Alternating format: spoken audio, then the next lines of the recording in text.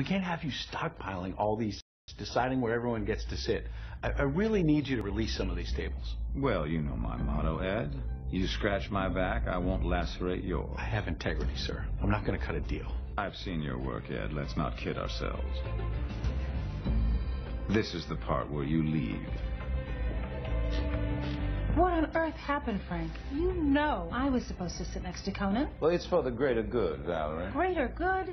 Please don't tell me it has anything to do with North Korea, same-sex marriage, cabinet appointment. I'm not done, Frank. All right, go ahead. Taxes, Gun control, the Middle East, cyber warfare, the fiscal cliff, pipelines, education, Social Security, Iraq. Afghanistan. Look, Valerie, it is not going to happen. Well, then I'm curious. If not me, then who? He's the one that got fired from The Tonight Show, right? Yes, and then he moved over to TBS. Is that a real network? No, but neither is NBC. Look, can't we do better than Conan? Like Jimmy Kimmel? We're trying to rebrand, appeal to the youngsters. Look, I'm sorry, but Conan is the best we can do. Fine, as long as you don't put Pelosi at our table. She keeps trying to friend me on Facebook. Congressman, we don't focus on the masses. We focus exclusively on an elite audience. That said, we'd like Kim Kardashian at our table. Then I need Mike to start wearing pants to the White House briefings. I refuse to wear pants until the president gives us more access. Just do as I say, and Politico gets a Kardashian. Oh, and Mike, what is your home address? Why do you ask? Well, to send you the tickets, of course. Send him to the office. Nobody knows where he lives, Congressman. We mail his paychecks to a P.O. box. Oh, Mike, there's no reason to be nervous. What's your home address? Is Valerie bad-mouthing me to the president? Reply hazy. Is she out for revenge? Ask again later. Look, I need you Look, Frank. You want to talk about immigration? We can talk about immigration. We can talk about the... I'll even talk to you about Jay-Z and Beyonce in Cuba. But there are two things I don't talk about. Covert operations and Valerie's magical powers. Stinny is my best friend. So what's the problem? You two play basketball every Tuesday. Nerf ball, Frank. Nerf ball. But we don't want the rest of the world to know that. Well, Stenny, I'm willing to break you two up if you can get me tickets to a Ravens game. Are you kidding me? I'm all out, Frank. How do you think I got elected whip? How about Taylor Swift at the Verizon Center, backstage pass? Oh, now you're hitting me where I live. Thank you, gentlemen. You are the coolest whips in town. You better believe it. And you have to introduce me to Ted Sarandis at the dinner. I can't get my f***ing Netflix to work. I have 3 sources at the West Wing saying Valerie is on the warpath. You might think that. I couldn't possibly comment. Is it true you've been hoarding tickets to the dinner? Where are you getting that?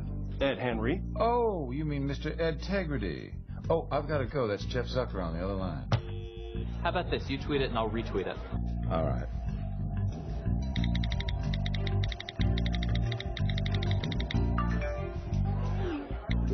Done. I thought you wanted the immigration bill to pass, though. Well, I did, but that stingy whore wouldn't give me my Ravens tickets. Gotta go. Refill? To the top. Ben, this is so much cooler than the correspondence dinner. Dude, a colonoscopy would be cooler than that dinner. You can't run for mayor again, Mike. That'll put Anthony Weiner in a pickle, and then he'll tweet that pickle. Well, what do you suggest? Well, president of the Correspondents Association. Doesn't that position only last for a year? Well, since when have term limits ever stopped you? And you should know, Mike, Ed drinks big gulps. Ed Henry, Kevin. I want him out. I'll make some calls. Is that Frank on the phone? Let me talk to him. Frank, it's Charlie Rose. Tell me this, why did you cancel last week? Margaret Thatcher died. I was in mourning. Okay, how about next week? Well, I'm already booked on the Today Show, but Okay, if I play ball, will you at least get Bloomberg off my back?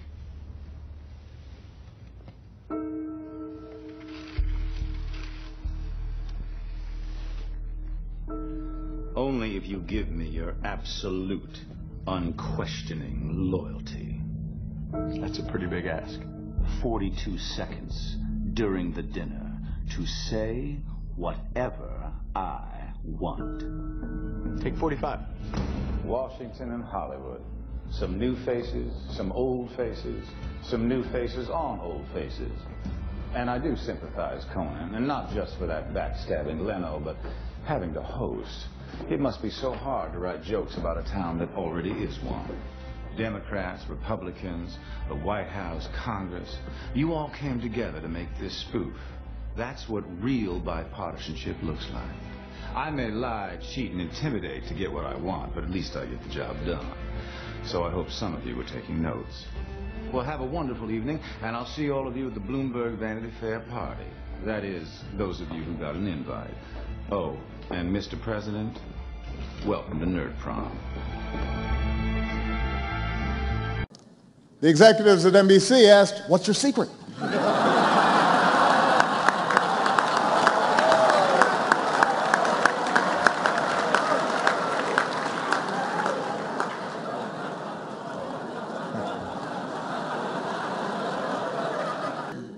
I know CNN has taken some knocks lately, but the fact is I admire their commitment to cover all sides of a story, just in case one of them happens to be accurate.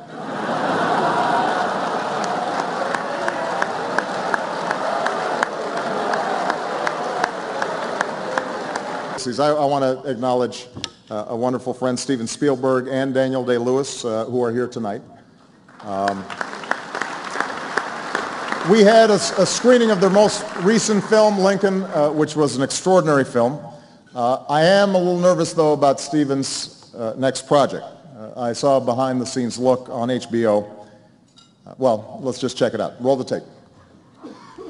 Well, I was thrilled that Lincoln was a success, and as I was thinking about what to do next, in the middle of the night I woke up and it hit me. Obama. I mean, the guy's already a lame duck, so why wait? Picking the right actor to play Obama, that was the challenge. I mean, who is Obama really? We don't know. We never got his transcripts, and they say he's kind of aloof. So I needed someone who could dive in and really become Barack Obama. And as it turns out, the answer was right in front of me all along. Daniel Day-Lewis. He becomes his characters. Hawkeye from Last of the Mohicans, and Bill the Butcher from Gangs of New York, and Abraham Lincoln in Lincoln. And you know what? He nailed it. Was it hard playing Obama? I'll be honest, yeah, it was. This accent took a while. Hello, Ohio! Hello, Ohio! I'll have you back. Look, let me be clear about this. The cosmetics were challenging. I mean, you wouldn't believe how long it takes to put these ears on anymore. I don't know how he walks around with these things. But once we had Daniel to play Obama, we had to cast the rest of his team, and I think we've got some pretty terrific performances. Working with a legend like Daniel is intimidating, but he makes everyone better. You know, without him, I never could have played Joe Biden. Literally. I'm Joe Biden.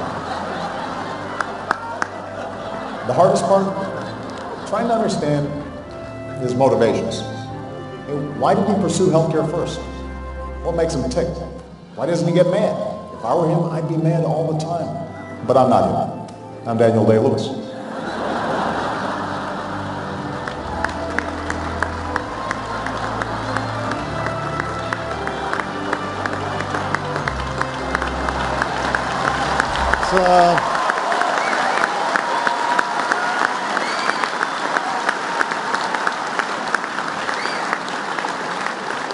And we also saw journalists at their best, especially those who took the time to wade upstream through the torrent of digital rumors to chase down leads and verify facts and painstakingly put the pieces together to inform and to educate and to tell stories that demanded to be told.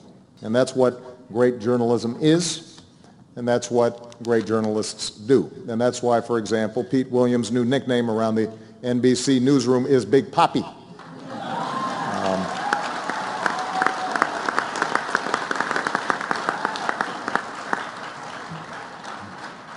But as I look around the room and see all the media here tonight, I realize this is all just one big high school cafeteria. That's all it is. Think about it. Fox is the jocks, MSNBC is the nerds, bloggers are the goths, NPR is the table for kids with peanut allergies.